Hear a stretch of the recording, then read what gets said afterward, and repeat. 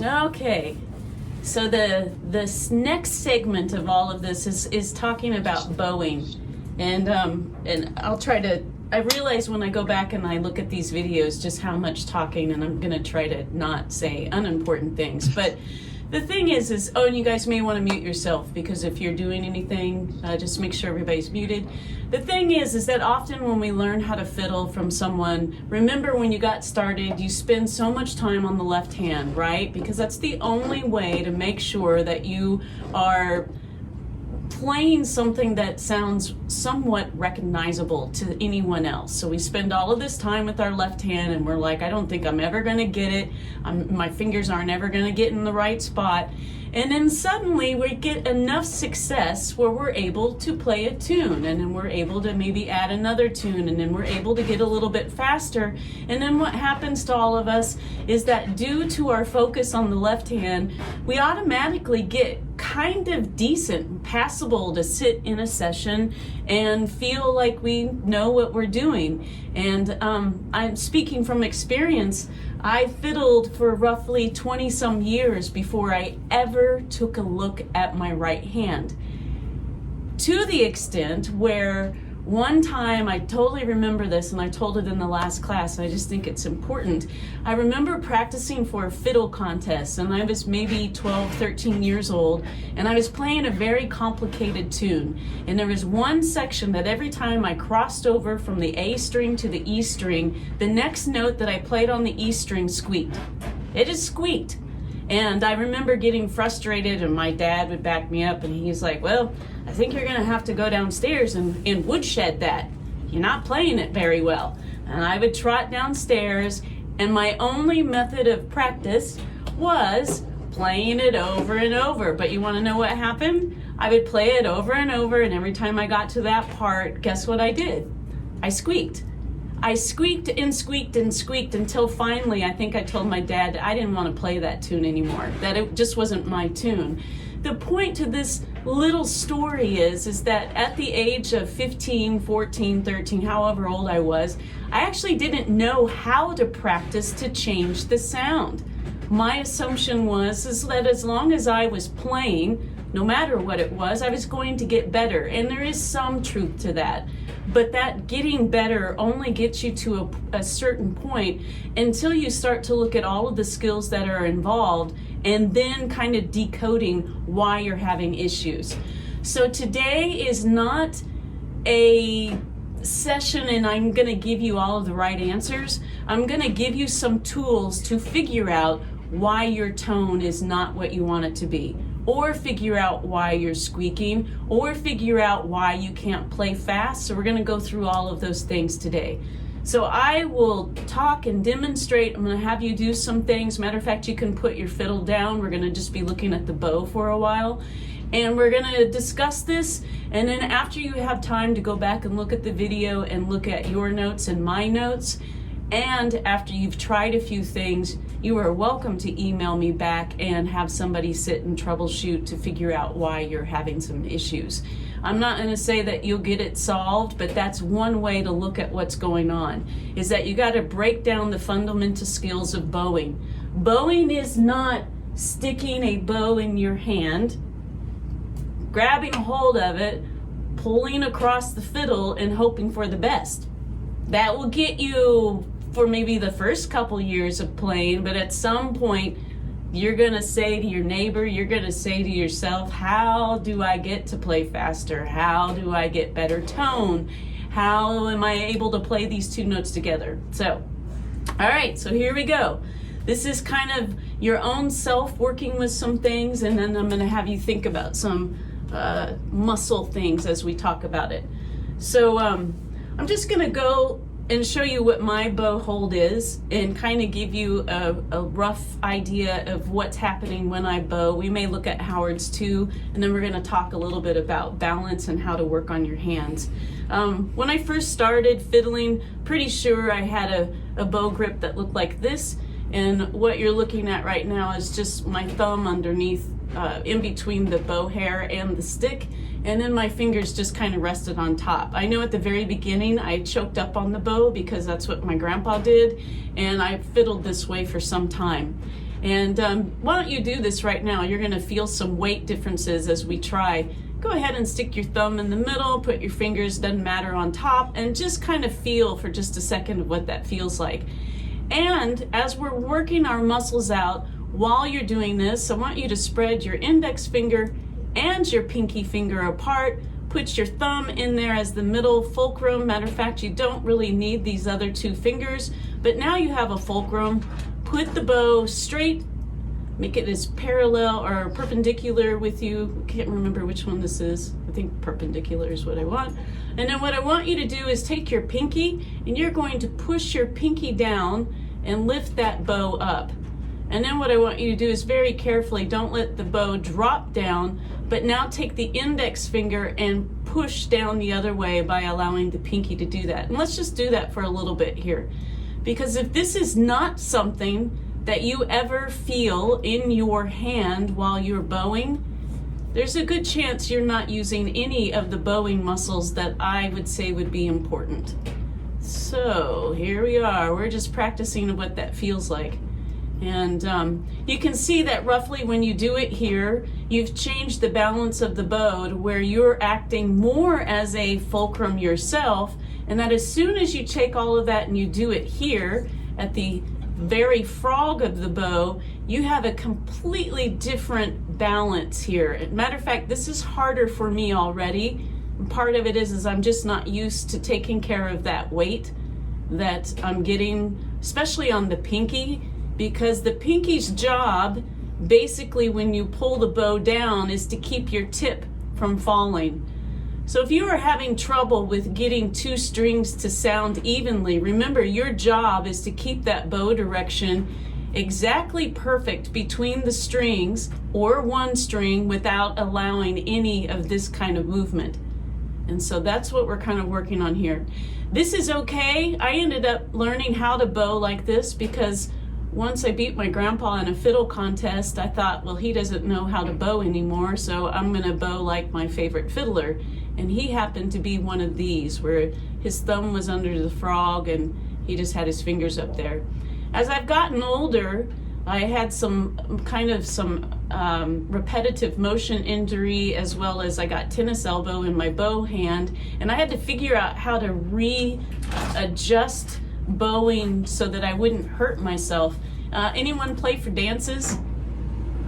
Okay, play for dances. Whatever you decide to do, whether fast tune, slow tune, whatever, you have to be prepared to do that for roughly 12 minutes at the average. And sometimes maybe longer, sometimes shorter. But what I found out I was doing is I was over bowing. Not only was I over bowing, but I was also over fingering with my left hand, and we'll talk about that in just a second. But I want to kind of discuss what this feels like. So what happened was my friend kind of said, you're over bowing. He said, maybe if you choke up on the bow and you kind of get your fingers to where you're not gripping, but you're allowing basically your index finger and your middle finger with the pinky sometimes helping, it might relax you enough. And when I hold the bow like this, I can't necessarily do it without the pinky, but it's a kind of a great weight for me to be able to pull some good tone. And not only can I pull tone, but I feel like I can really control this bow. So let's go on ahead. You can do wherever you feel comfortable, but we are going to practice shifting that weight between the index finger and the pinky. Who wants to admit that they've never really felt this before? Because that does make me feel better as a teacher.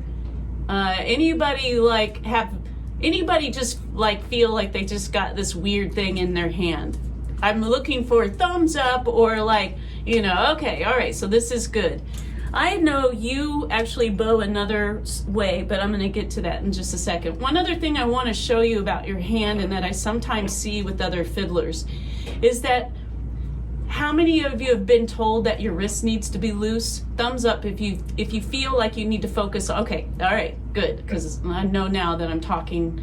So what I notice is that somebody tells you your wrist needs to be loose, and so what we automatically do, it's like we make it be like a noodle, and we're like, yeah, hey, yeah, it's loose now. But what happens is when you put your bow grip on there, and now that I'm trying to bow and keep it loose, just scientifically, what's happening to the force of my hand? Do I really have any control or force in this kind of movement?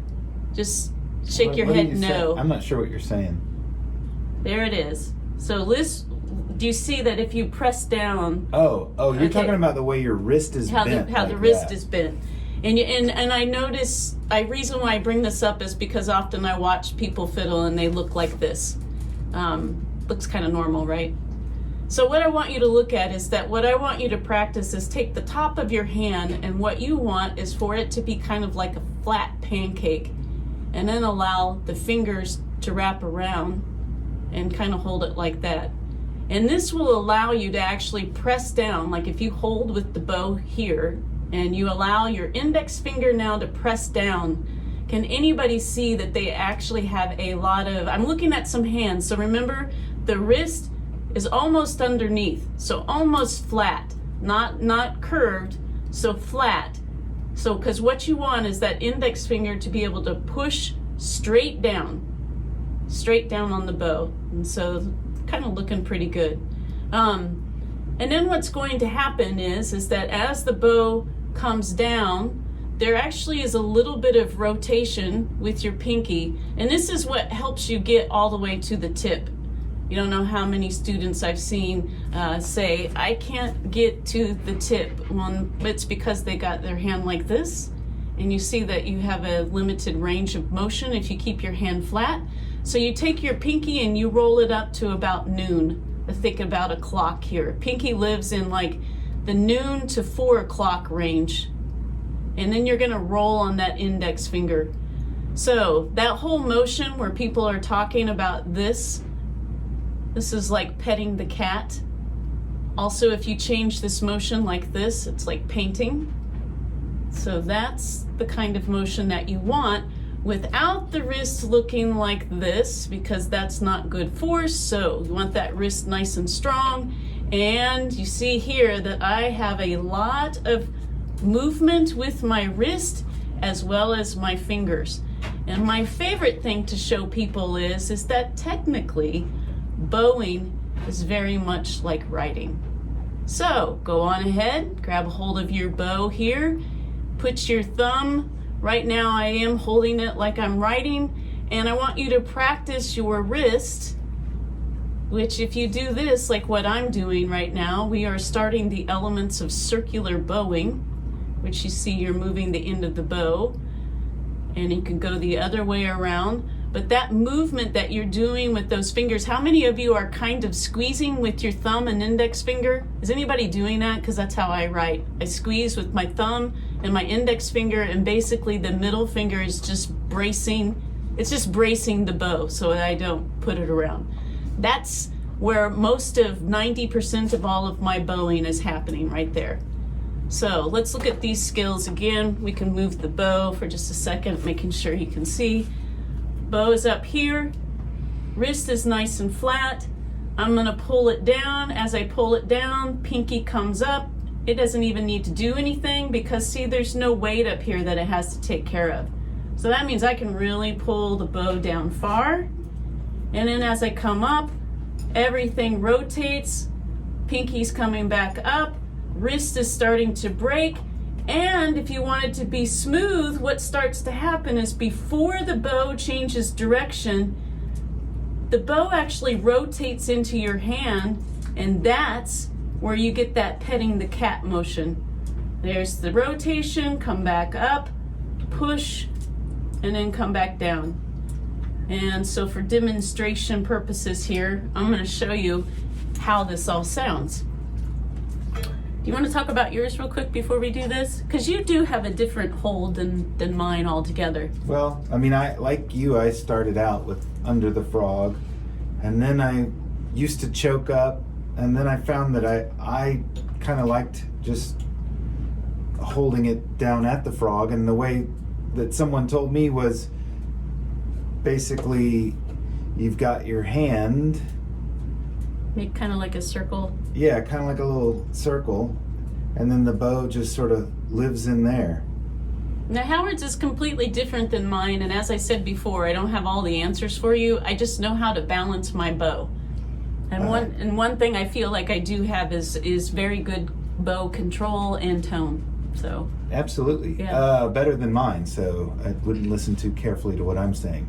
But one thing I do notice when you're referring to the wrist is that sometimes when I see people and their pinky is locked on their bow, it kind of looks like that, or I often see, and sometimes they'll like pop it after they play because it's so locked up.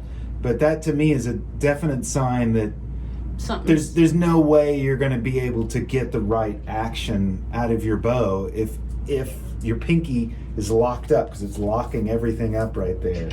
And so I often watch myself in the mirror bowing, especially a long time ago. I really did, because I wanted to have sort of an elegant look as well as a sound. So and I suggest you look in the mirror and make sure you're not locking something up like your pinky. Remember, what you're shooting for here is, like, if you just look at what's happening with my wrist, and I'm just gonna demonstrate. We got somebody unmuted. So here it is, coming down. Just like that. Just very similar to this. Just happens to be this way.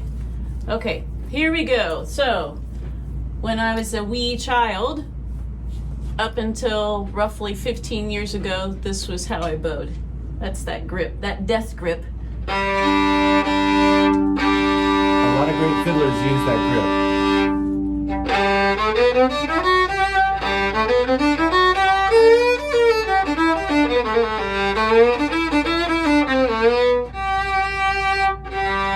It was me trying to pull some tone. It feels okay. I mean, anymore today, it feels really heavy. It feels like I'm working really hard. And I will want to tell you this. I want you to keep this in your mind. If you know, however, you're holding anything that goes with left hand, right hand, and you're in pain, that is not the way you should be holding it. So whatever you choose to do, you have to be able to do it for 10 to 15 minutes without stopping. So if you're not sure if you're holding something great, then time yourself and see how you feel afterwards. Okay, so then what happened is that this was my more relaxing hold.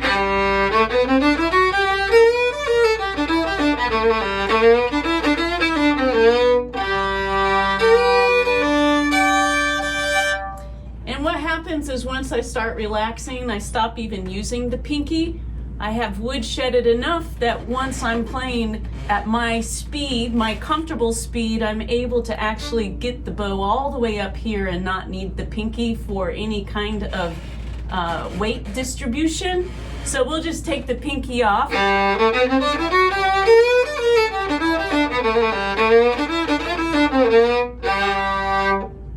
There's just no difference. So we'll just take another finger off.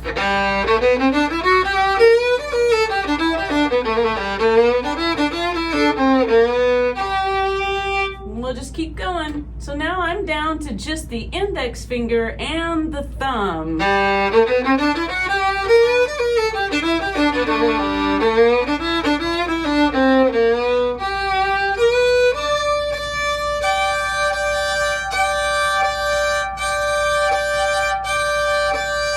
I'm just showing you that because I'm showing you that even at the top here, I've figured out speed versus pressure versus all of those things, and now have woodshedded enough to where I really only need these two fingers.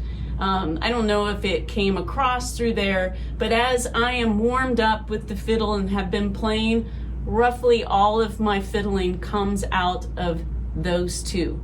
And the arm starts to drop and relax. You'll see most of my notes being played in this part of the bow, unless it's a dance bow, like a dance rhythmic thing. I may move up into the middle, but most of my work has been done down here, and that is where you pick up speed. So let's start talking about this relationship of the index finger and the thumb.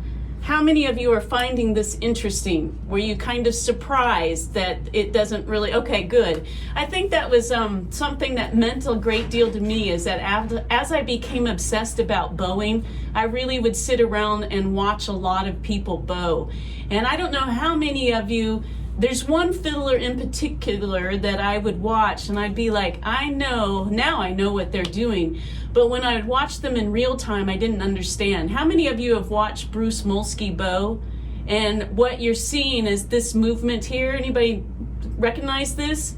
This is that index movement that I'm talking to you about, and that we'll practice. We're going to try to get you to think of your index finger driving your bow, kind of like it's, I don't even know how to explain it, but almost every time the left hand is doing something, that index finger is going to be popping that note just a little bit.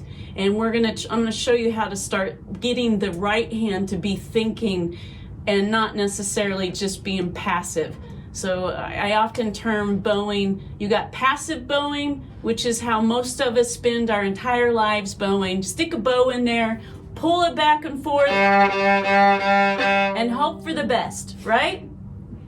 Right? Mm-hmm. How many of us have done that? So now we are trying to get away from passive bowing and work on what I call active bowing. Okay, so this little relationship of speed, of pressure, here are some things that we're going to do together. First thing that we're going to work on is just look at the wrist, because that's the hardest one to get people, like you tell them to relax the you relax the wrist, and then that's when you get this floppy thing. So we're gonna work on what that feels like to get the wrist to roll. So go on ahead, pick everything up. We're gonna use just open string, so if you wanna hold your fiddle like this, that will work. And all I'm gonna have you do is come down here roughly to, let's see, we'll call this the bottom third of the bow. So we're not doing this up here, bottom third, and all I want you to do is make a little gritty sound on the G down, and then a gritty sound on the D up. And we're just going to do that. And you want to do this with your wrist, not your arm. So if you are doing this, no, that's not what you want. You can't turn your mic. No, that's not what you want. I just needed to move it so that I could move. Matter of fact, I think it's going to be a problem because I realize you can't see my bow hand. Sorry. I hope that was not loud. Okay. Okay, so what we're trying to get is that the fingers, and you can even practice with just your index and your thumb. That will let you know right away whether or not you're working. And you pull a down bow, and then rock it over for the up, and keep doing that, and then try to smoothen it out.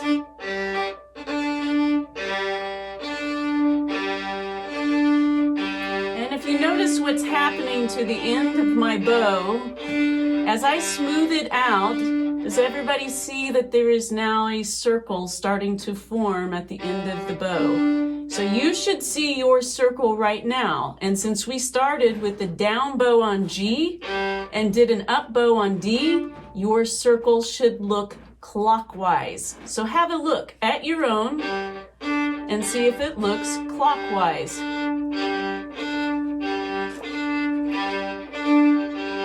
And go on ahead and move the bow down. Get further in the middle, tighten up the strokes. Try to not use your forearm, make your wrist do the work. My wrist is actually popping up and down. And I'm getting all the way to the bottom. You can see that there's some flatness going on here. How many of you were able to see your bow go in a clockwise direction, the end of it? Is anybody seeing that? Feels like counter for me, so I need to mess with it. Yours is counter? Are you starting with the down bow and up bow? Yes, the down bow on G, yeah. It's like going in this direction. Okay, all right. Well, then let's reverse it. So here you go. Now you're doing an up bow on G, down on D. Are you in Australia or something? Sorry. Yeah, Coriolis effect, I think. Has anybody noticed, do you feel the difference if you start with an up bow here? So if you start with an up bow, should change direction of how the circle is going. If you start with the down bow and do the same thing. So this is our first start on circular bowing, and here's what you're shooting for.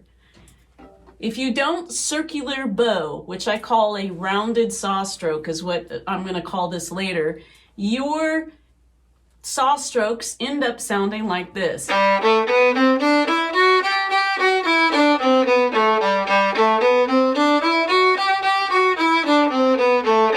I'm not complaining of the tone, I'm not complaining of anything, but what you hear, if you don't do anything to the bow direction, it's very blunt. Does everybody hear that's nice, stately, blunt?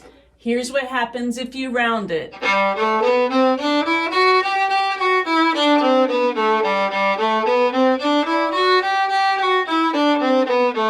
As opposed to linear.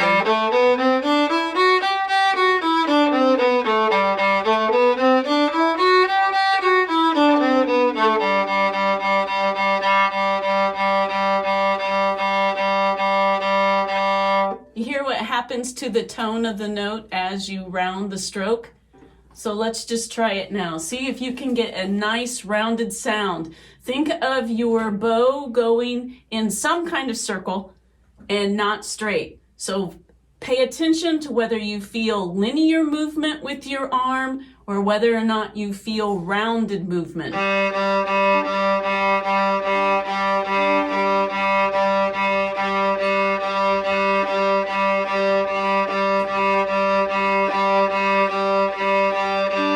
Good. Now, I'm watching some of you, and what I see is this.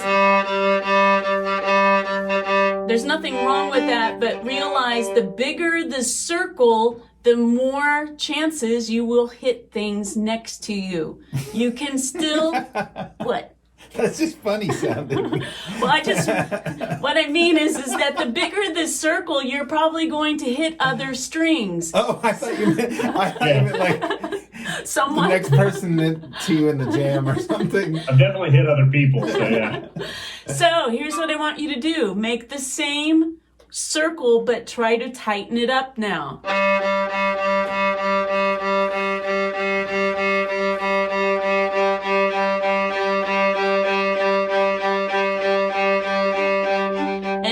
See how you're doing? Let's do this on the D string and see if you can do the D string and the D string only without hitting the A or the G next to you.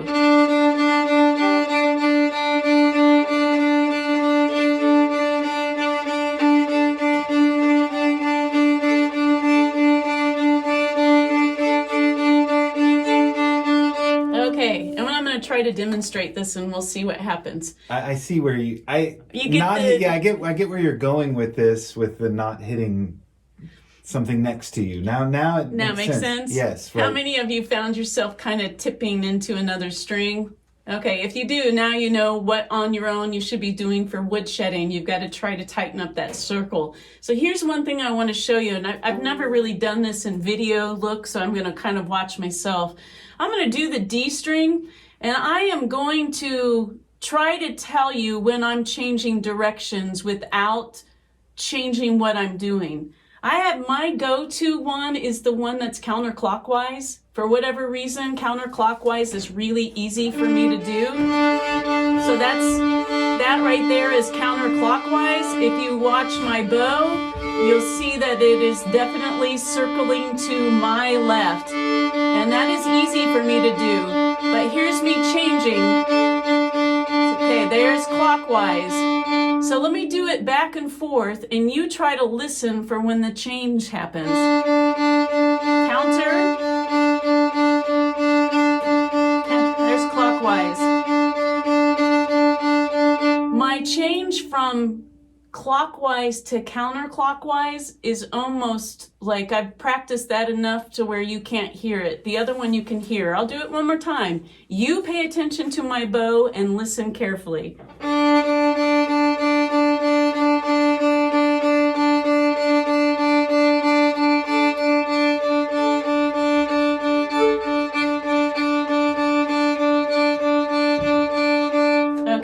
So you get where my woodshedding, what I would be practicing to do, the more that you are able to get a circular bow inserted to your playing at all times, the better you will sound. Almost, like, I can't give you a percentage, but it takes every fiddle tune you play. Let me just do one here. It will take one from, I'm gonna just try to saw stroke this and do nothing else so that you can hear the comparison.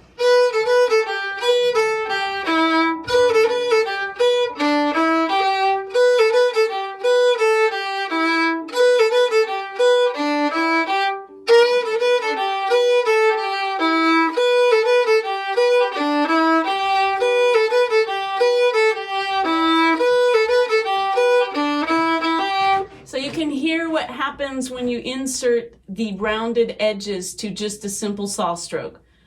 That's what I want you to work on. I see you got a question. Go ahead. Sorry to interrupt, but I might not get this question in if I don't. I totally understand the theory and I can hear it and see it, the circling of the bow, but I can't tell whether I'm doing it or not. And I think I'm probably not, because I've learned the wrong way fingers. So is there a way, and we don't have to take the time right now, but I'd love to know a way to try to see whether or not I'm doing the circling. Okay. Thank you. Yeah, you're welcome. So two things, and I can't easily do this for you right now, and I will just kind of tell you, if you don't hear it, first of all, if all you hear is this, I want you to just look at me for a second. What you'll notice when I'm doing that the bow doesn't do anything but go up and down. Is everybody seeing that? It's almost like it's attached to a straight line. And that is how really most of us bow. It truly is. Unless you have been fiddling knee to knee with someone who already pulses and already circles, your go-to is going to be a straight up and down. So if you look at yourself in the mirror and you just see this, it may sound good, but you're not rounding off the edges. So rounding off the edges means that you should see the bow go up and down. You might even see your wrist go up and down. In order to make that circle, the wrist has to do this. Look at my finger. My index finger is going to be roughly doing the same thing once I put a bow in it. So here we go. Here's that circle. Bow is going up and down. Now granted, you may get it going up and down and it sounds terrible right now because you've not done the skill. If it sounds terrible, then you're probably doing something right. So keep doing it until it sounds better. Okay. Look at yourself. You know, that's a good way to gauge. Record yourself. You guys could hear me when I rounded it, right? If you're listening to yourself and it sounds like your bow is stopping and it sounds like gritty each time you change directions, that means when your bow changes directions, you've got to figure out how to round it. Go slower so that you can start paying attention. Is your hand, your bow hand, doing what you want it to do? That's partly why we're also not doing anything with our left hand right now. It's amazing of what you start hearing when you don't put any notes, right? So let's start being focused on that. That's how when we listen to recordings, we know what is happening when the fiddler makes certain noises. So here we go. I think what we're going to do, handwriting. Whatever you're going to do, you should move along. I think this is about all that we're going to do with just bowing. We may come back and look at this later, but what we're going to go into now is rhythms, and then we're going to learn some bow licks today. And then I'm going to show you how to work that in with the stuff you've learned already. So I'm going to show you how I think about rhythm. And I'm going to start us with some kind of thing. If you can tap your foot, find the same rhythm I'm on right now. If you are good at tapping one foot and the other foot for the offbeat, that's even better. So, okay, and also we had a note here about how to keep the bow from losing the grip, which I might come back and look at later. So don't don't let me forget that I've done that, and I might address that in the notes. So I've still got my beat going, by the way, even though I read that. Here's what can happen with a beat. I don't read music. I can't tell you what this looks like formally. All I can tell you is how I think of it as this layman fiddler, layperson fiddler, folk fiddler. There's several things that you can do with your bow to start thinking about your bow rhythms. The very first one is just a simple bow stroke, and I had my rhythm going here. I'm going to use my D or my G for right now because that's my favorite string. All I'm going to do is pull the bow across per each beat. So here's that beat.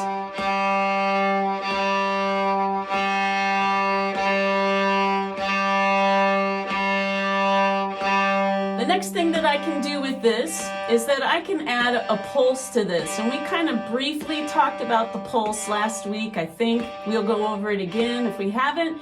And what that would sound like is that as I pull the bow across, on the off beat, I would be pulsing. So that means now I sound like this.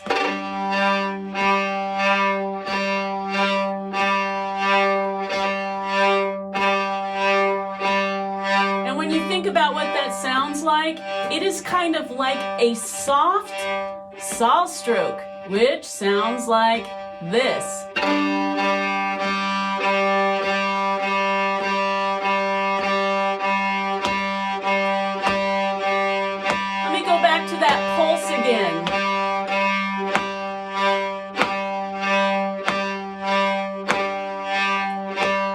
And now let's listen to that saw stroke.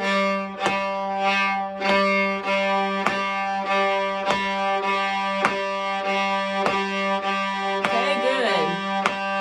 Then I can break it up into 3 pieces now. And when I break it up into 3 pieces, it sounds like the shuffle that we all learned, which made us be fiddlers.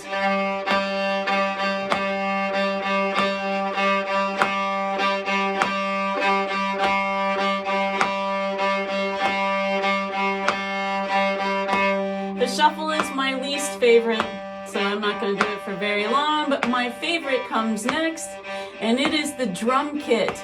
And so we go from splitting it up into 3 pieces into 4, which sounds like this.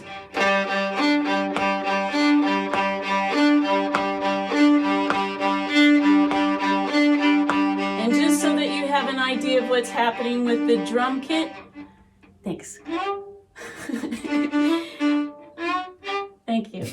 Is what's happening with the drum kit is that since it's into 4 pieces into that beat, you're going to do a 1, 2, 3, 4.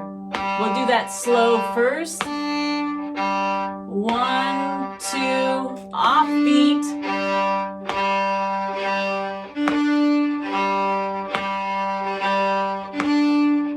And as you work on this little bow skill, try to do this with your wrist and not your arm, because you want this one to be very rhythmic and fast.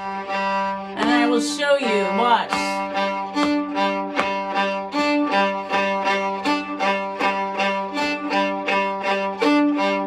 And that leads me into how am I making that sound? This also will lead me into your question, Stuart. How do you keep control of the bow without it going all over the place? And part of what I showed you at the very beginning is when I lay my index finger is wrapped around that bow like I'm some kind of eagle not going to let go. And while that index finger is there, it controls the tip, it controls it going up and down. It makes sure that even though everything else is nice and loose, the index finger has got a hold on the bow. And when I make a sound like what we just did, that little index finger is digging in there. So I want you to try this. You're not working on balance, just put the bow on the fiddle and allow that index finger to dig in.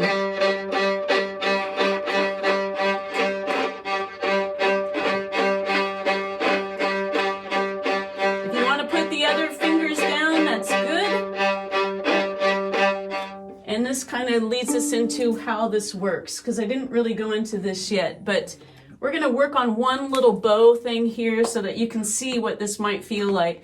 When you're riding on a swing set, what happens is as the swing comes down, it picks up speed, and as it comes back up, it has to slow down so that it reaches its arc and then comes back down again and picks up speed.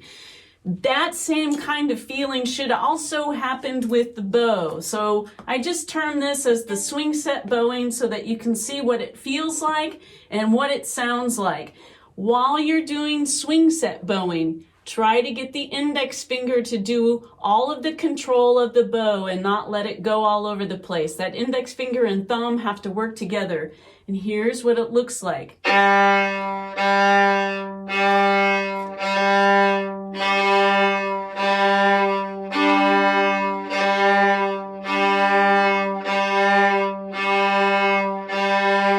I know this looks so like, who cares about this? But what you're doing when you make this motion, I'll watch some of you here in a second, that digging deep, that increasing of the speed in the middle of the bow is where you should get some really hefty tone.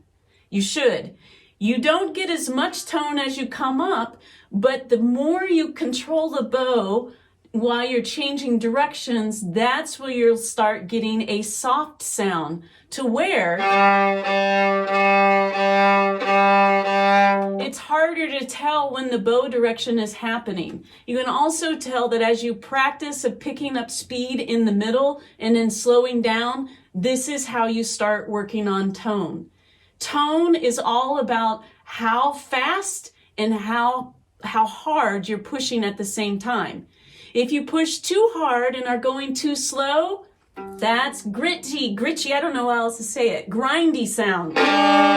That's grinding. If you actually do too soft and pull too quickly, that's air. So there's a relationship that you have to find for your own bowing to get your speed and pressure to coincide correctly for yourself. Your number is going to be different than mine because of how you hold the bow. Like all of ours are going to be different. However, Howard gets tone is different than mine. Swing set bowing, we will do some more of that, but I just need you to be aware of it. Remember what you're doing is you're gathering tone and speed in the middle and then letting up.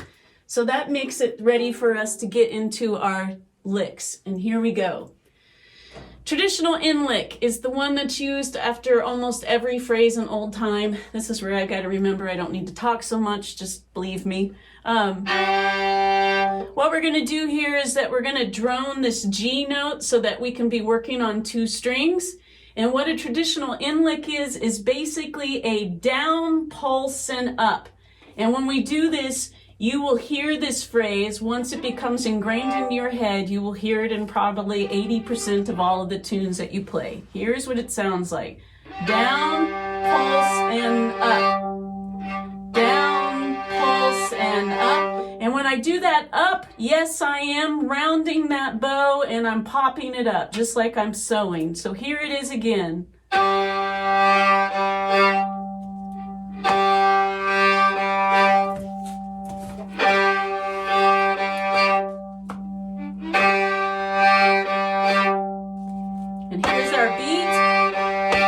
A 2-beat lick.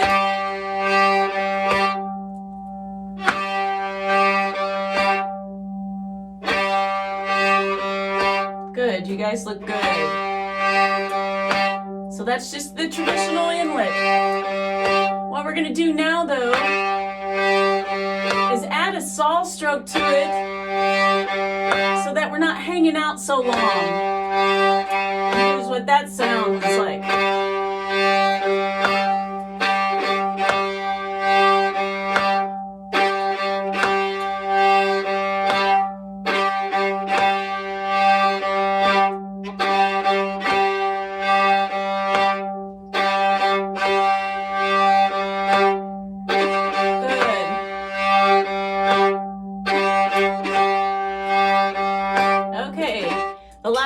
Harder. The last one's called a double lick. I use this quite often in a lot of my tunes. And the reason why I'm teaching you these are the easiest ones for me to teach to someone else that we can incorporate with all of the left hand work that we've been practicing.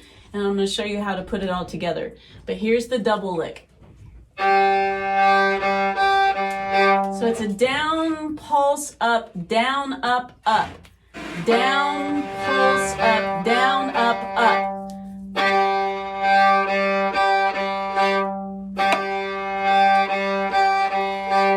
Down, pulse, up, down, up, up.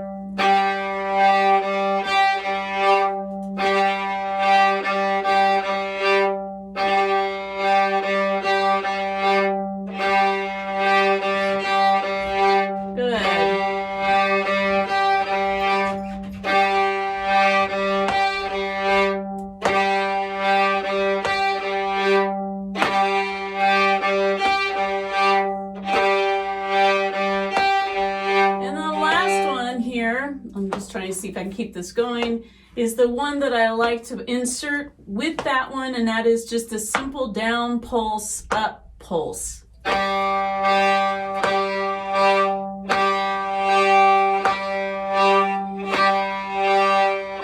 do another one of these, and now the double lick 4 times. 2, 3,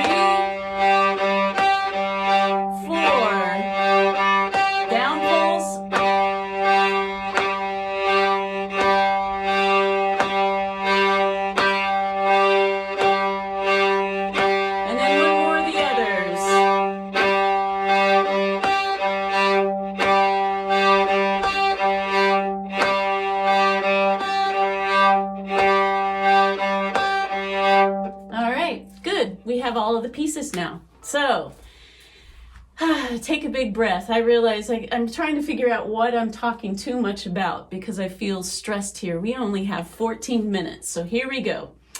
I'll tell you after what you talk too much about. Yeah, I already know now. It's that whole bowing thing. It's because you can talk forever on bowing. All right, what we're going to do now is let's go over what we learned from last week, and that was our 3 shapes. Remember? 2-3 shape, and when I say 2 at this point, I'm saying middle finger, third finger together for that 2-3 shape. Looks like that on the fiddle. Right now I'm in my G shape, and we're going to stay down on the G and D strings right now. We're not going to go anywhere else. So the next shape that we learned was this 3-1 shape, which is the 3 on the G, the 1 on the D.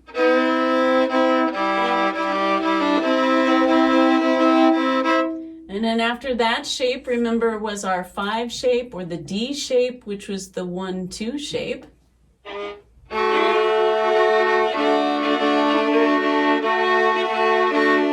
And then we'll go right back to that 2-3 shape, because when we put all of those together, we have our 1-4-5-1 of the key of G right now. So here's what we're going to do. Remember all of the rhythms that we worked on, which was just a straight bow pull, then the bow pull with the pulse, then we did the saw stroke, then we did the shuffle, then we did the drum kit. We're going to work on all of those together first.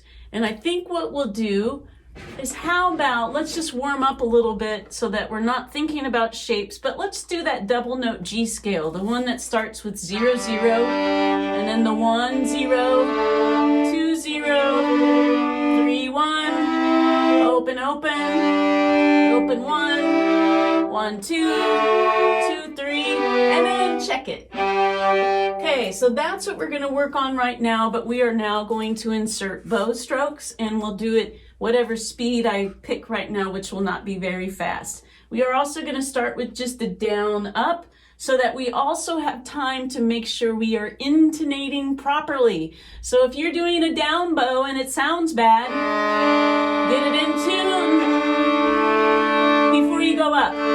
We'll go that slow. So here we go. Ready? Open, open.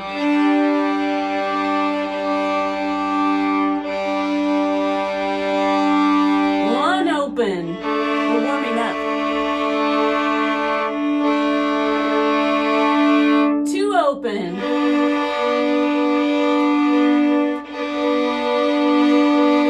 3, 1. 4,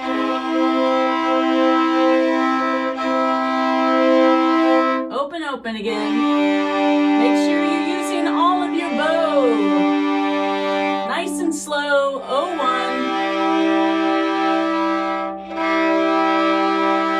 1, 2. 2, 3. And then check it. Now let's do it again with a pulse. 1, 0. 2, 0. 3, 1.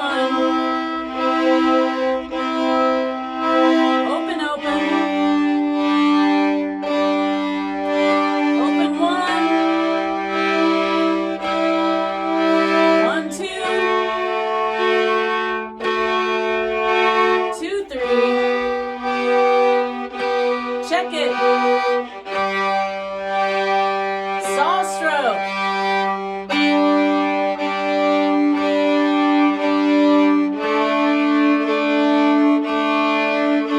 2, 0. 3, 1. Open, open.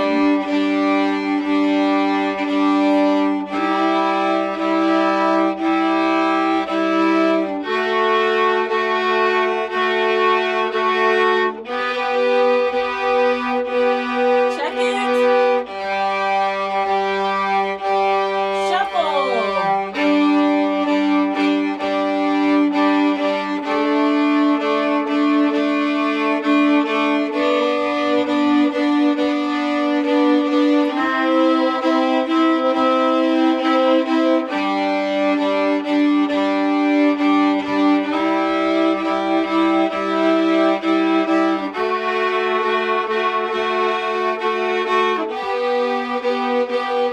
Check it. Drum kit.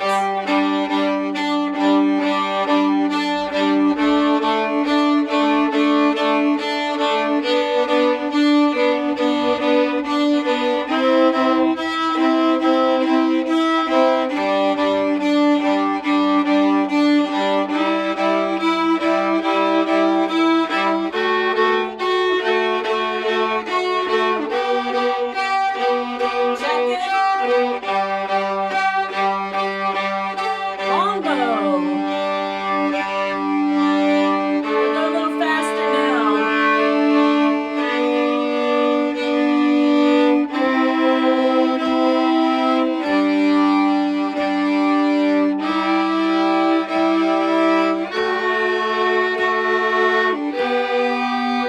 Check it. Pulse. Sorry.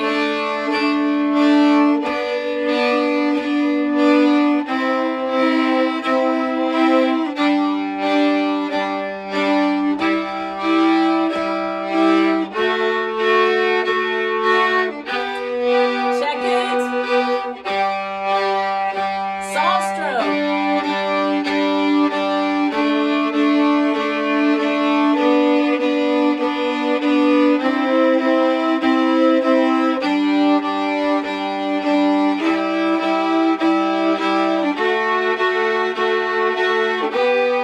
Check it.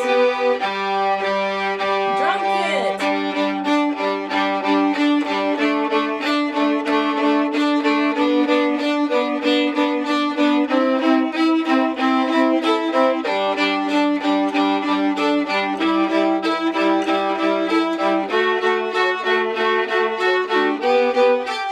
Check it.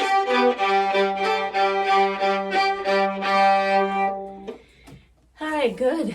Not bad. All right, we're going to keep going. We're going to use the same one, even though we could use some of the other things that we've learned. I just want to make sure that we practice this before we're done. Let me go over the traditional in lick again.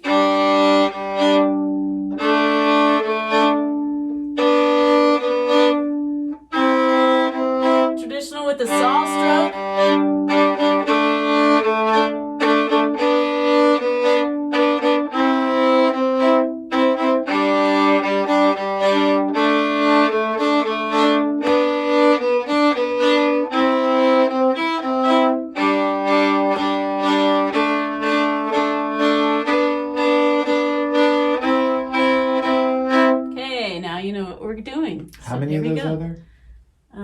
4. So I'll try to tell you what they are first. As a matter of fact, we're going to do them twice. So we'll go through twice for each one. So we'll do the traditional in lick twice and then go to the double lick. Here we go. So traditional in lick all the way through. Try to intonate. Listen for the intonation.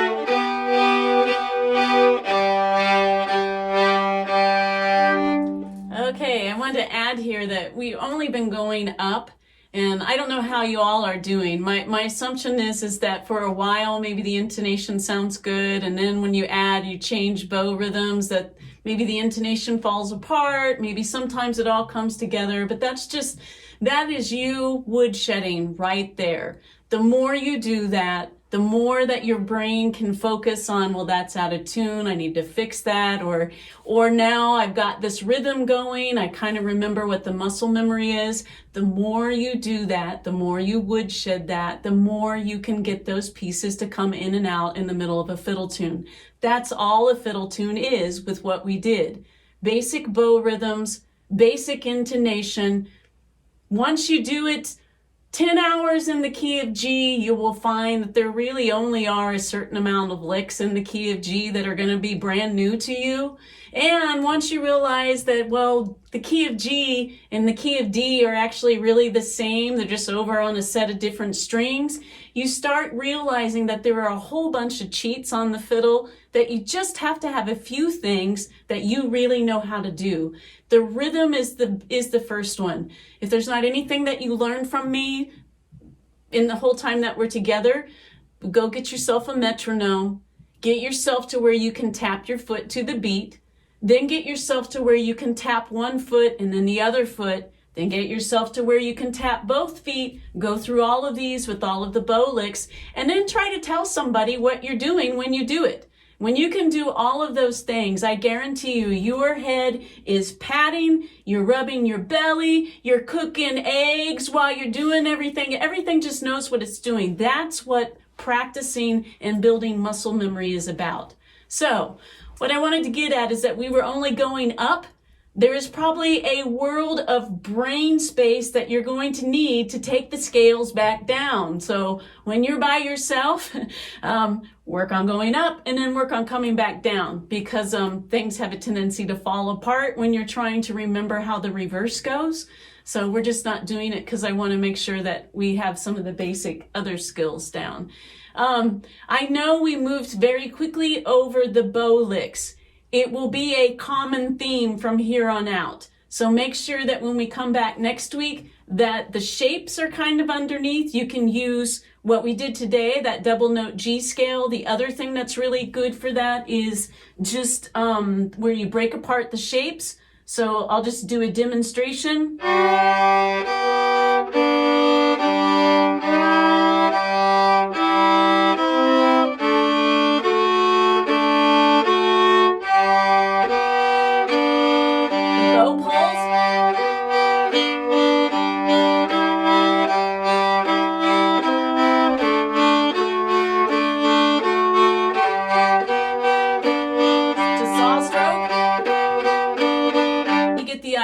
So you would go through all of your bow rhythms with that little skill as well. Give yourself enough time to play slow so that you can adjust.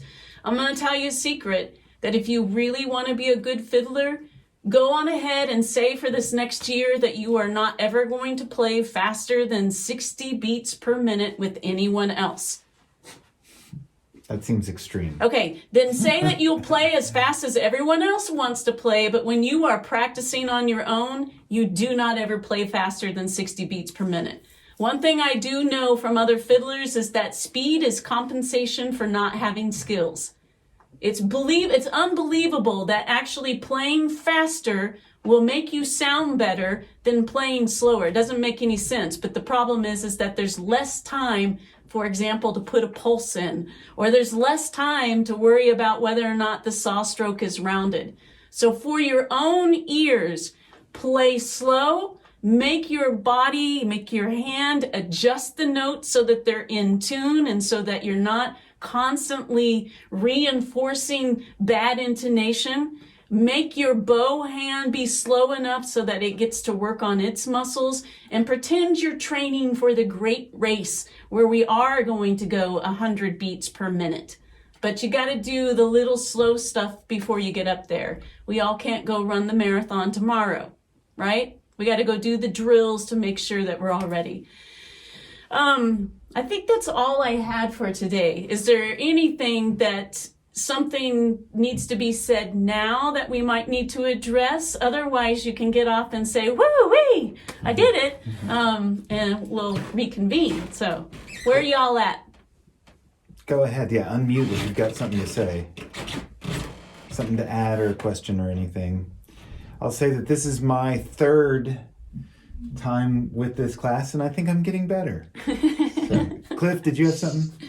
Well, it's on the same theme about wanting to do it a second and third time. Were you planning on making a video of today's class? Yeah, today's class will be up. Just know that, and I think I might have said this last time, we found that doing the videos are really hard. And what I plan to do is, now that I've done this was actually a very good teaching moment for me, because when I go back and look at them, it helps me organize things so that I'm not like today I spent too much time on bowing, but I remembered there was something about bowing that I didn't tell the last class. I noticed that. So now I feel like, what I'm learning as a teacher is that I'm going to make myself notes, and then we are going to put together real official videos to where you get all of the information and then you're able to play along, and that will go with the book. So you guys are kind of being the guinea pigs for us figuring out like what's important and what needs to be said and how quickly it needs to be said. So yes, this video will be up to answer your question.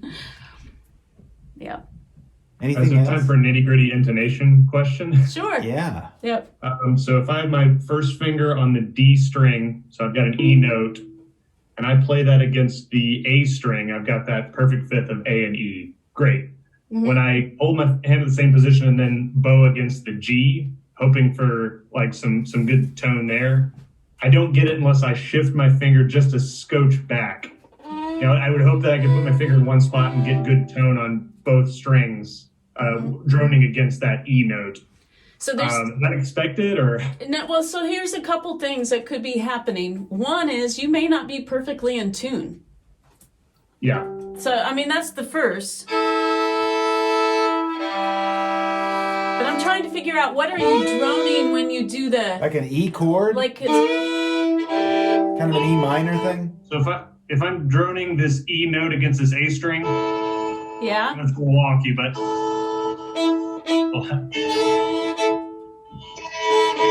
may not be in tune. But if it sounds good, like a perfect fifth, then I drone against the G string. I'm not sure. I see what you say.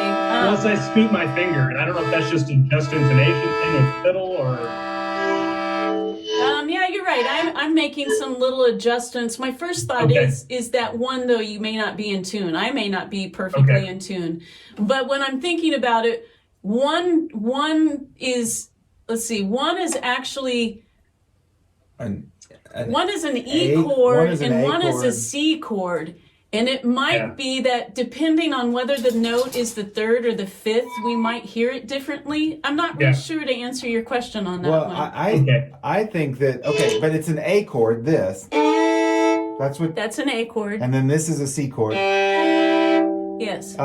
So I think it's just that it's very, sort of an unnatural movement to go, and so therefore you have to move your finger, because when I do it, Okay. I actually have to physically move my finger over to make that. Now I can get it over and be in tune though. Maybe a better question would be a one finger double stop. How do I work on intonation with a one finger double? Okay, that is hard, Similar. and that is like something that you have to work with. The hardest one to work with is A. That's the one what we all kind of learned, right? And what I do with that is that I make sure that the E and the A is in tune. Get it in tune without moving the index finger. Slide it over to where it grabs, and then you may have to shift, because it's not like your finger is going to hit the intonation perfectly, because you're on like the corner of your fingers. It's tricky, and I Yeah. can get it at the start of a tune, but the repeats on it, like an A tune, like Frisky Jim, where I'm using that double stop a lot, the repeats are awful. So And once I lay an A double stop, I don't pick it up. I mean, I play the third on Okay. top of it. You know, I play the third on top of it, and I hardly ever pick it up. So once I know it's Okay. in tune, I leave it. So, Okay. Yeah. Anybody else? Of course, you guys are welcome. It makes me feel so good to do this. So I really do appreciate people joining me. I think Birdie is ready for her walkies. She's letting me know. Email me. I did get some feedback last time of some things that were helpful. And if you feel like you've missed something big, important, please email me now, because the next two sessions build on each other from what we've done today and last time. And I don't want to leave anybody behind. So make sure you email me if something is just not meshing yet. So, okay. All right, y'all. Happy fiddling. Good luck woodshedding. Bye, everybody. See you later. See you Bye. next week. Thank you. Bye-bye. Bye. Bye. Thank you so much. You're Thank welcome. you.